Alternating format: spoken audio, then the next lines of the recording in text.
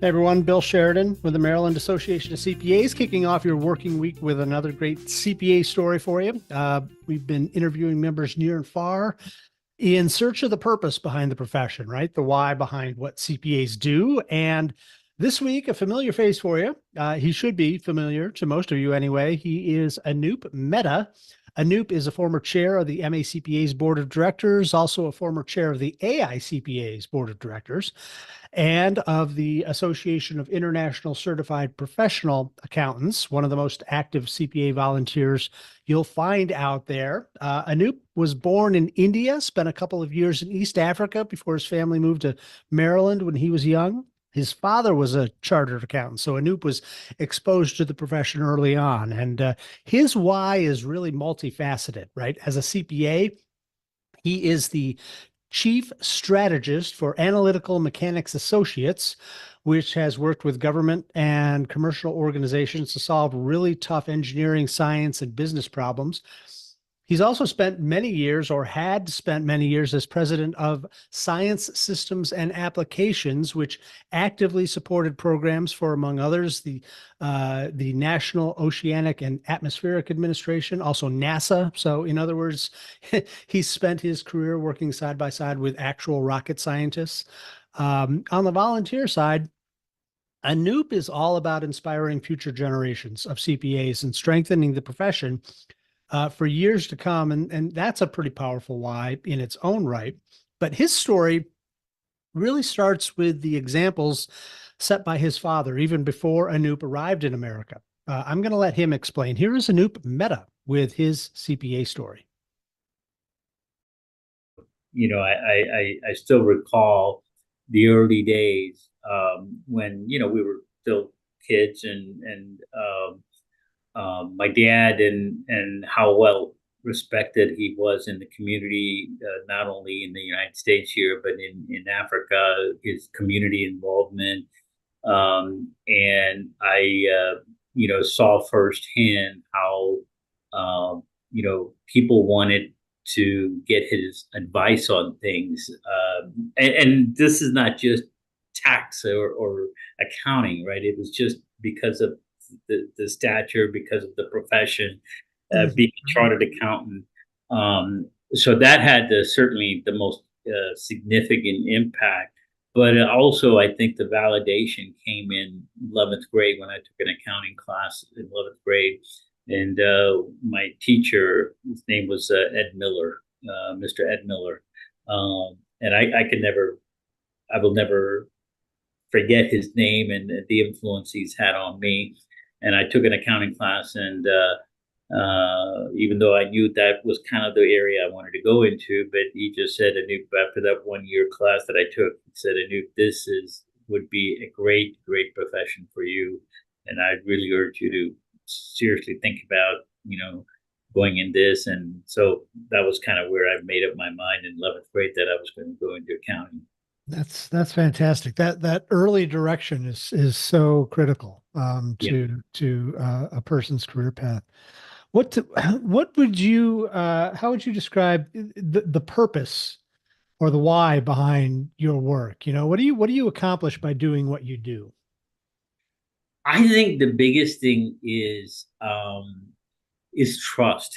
I think when people talk to me, knowing that I'm a CPA, they trust me, and I think Bill, I'm in the aerospace business, which Hmm. I Hmm. work at rocket scientists, and I think part of the reason I've had a pretty good career in that space and gained reputation is because they know I have those letters behind my name, and when they talk to me, they know that they can trust me. And while I may not be able to talk science and engineering with them, but certainly they know as a leader in in that industry, the aerospace industry, they know that they can trust me, and if I make a commitment, then I will follow through.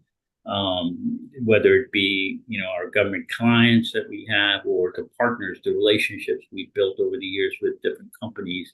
um, so So I think that's what it is. I think the trust, that part is the most significant thing. I can say is for me, it's my why I do what I do, and why I love this profession. Because I think those letters behind your name add so much to your credibility, and people know that you're going to be straight with them. You're going to give them your honest advice on what's in their best interest. And for me, actually, people come to me knowing I'm a CPA. First usually tends to be of a business related question, Right. and not necessarily tax related, but the business related, right? Sure. And they like they want to hear my opinion on, hey, what I should do here, what I should think I should do here. And it's interesting, they'll ask me questions about, hey, we're going through this insurance issue. What's your thoughts on that? What's your so part of it has been my experience all these years, but part of it is also because they know that I'm what I'm going to tell them is based on what I feel, and give them an honest opinion about what I think. So I think that's what's they take away from those types of conversation. No doubt. That's good. That's fantastic. Let's talk about gratitude here for a second. Anoop, what's most gratifying about what you do? What inspires you about your work? Well, right now, I mean, and I think in being in this profession, it's being able to give back. I've had the opportunity to give back, and I know you and I've talked about the all the things that people have done for me in this profession, and for me to be able to now give back. And And I should say at the very highest levels of the profession as well, for folks who aren't familiar, and you should be. Anoop spent some time as chair of the American Institute of CPAs board of directors, and he's also the MAC former MACPA board chair. But when you talk about giving back, you're giving back at the very highest levels of this profession, and that's astounding, and um, just well appreciated by the rest of us who work in this profession. So Well, thank you, Bill. I think, like I said, having that platform to be able to do that, and I've never looked at my role as chair. Okay, you've gotten to this height, right? I've always looked at it from a standpoint of, I've gotten to this height. Now, what can I do with that, right? mhm. Now that I have that platform, and I can give back at that level, and make the influence and have the influence on the next generation of leaders, is what is gratifying for me. And I think that's kind of why my work continues, even though you're at that level for in 1 year. You have that chair of the AICPA, but being able to still utilize that platform to speak at universities, and as we were talking earlier, that I still get to do that. I mean, I still get invited to universities to speak to students, and I still enjoy that part. And I'm doing it as much as I can. And just in the last, several months, I've been to 4 or 5 different universities. So that's I love that part. I really, really enjoy that part, that and being able to talk to students and stay connected. And I think we talk about the pipeline, and I believe, and I know there's a lot of great work that's being done by, you probably heard of the NPAG, the National Pipeline Advisory Group. I mean, they're doing phenomenal work. Uh, but at the same time, I think what's critical for our profession and professionals like me, um, all those 600, 700,000 CPAs that are in this community here in the United States. I tell you, what I believe is the most impactful is to be able to reach out to that one individual, help them, guide them, be available to them as they're going into this journey and going into this profession. I think that is the most impactful thing that we can do as a profession. All these initiatives are fantastic, and we need to do that. But I think the thing that impacts the most is just taking that student, and that's what I've been trying to do is connect with these students.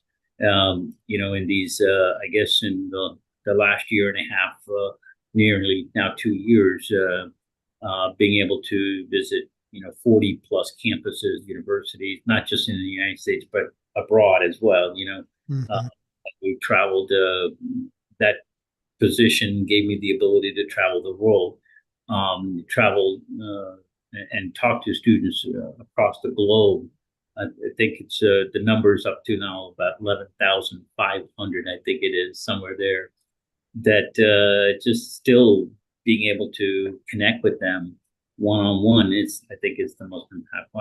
I remember just a few weeks ago I was at the Towson University with my good friend Rebecca and Lauren from MACPA. We were there, and I have this. I make sure that I give them my cell phone number and I give them my email address, my personal email.